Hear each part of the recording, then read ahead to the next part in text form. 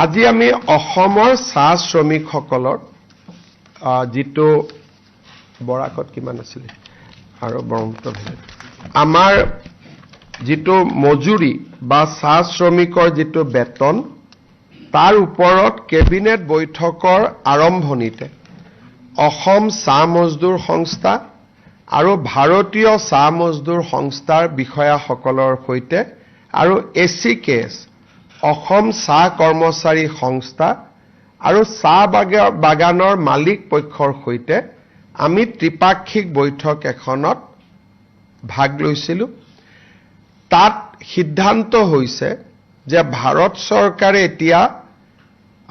labour code প্ৰণয়ন কৰিছে ছমাহৰ পিছত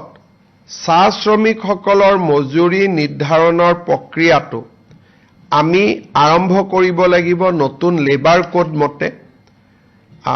পশ্চিমবংগই সেই কাৰণে চাহ শ্ৰমিকৰ মজুৰি বৃদ্ধি কৰা নাই কাৰণ লেবাৰ কোড মতে কৰিবই লাগিব কিন্তু বাগানৰ শ্ৰমিকসকলে ফাইনেল মজুৰি নিৰ্ধাৰণ হোৱাৰ আগতে অন্তৰ্বৰ্তীকালীন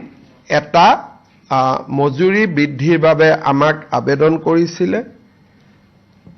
আমিও কেবিনেটত এই বিষয়ে আলোচনা কৰিলো 1 এপ্ৰিল 2026 চনৰ পৰা কাৰ্যকৰী হোৱাকৈ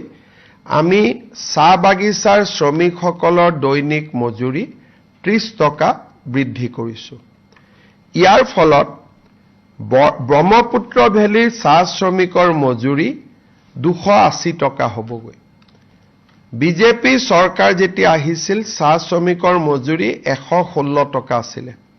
আজি আমি 116 টকাৰ পৰা ইয়াক 280 টকালৈকে লৈ আহিলো বৰাক ভেলীত এই দৰমহা বৃদ্ধিৰ ফলত বৰাক ভেলীত দৰমহা আগতে 228 টকা আছিল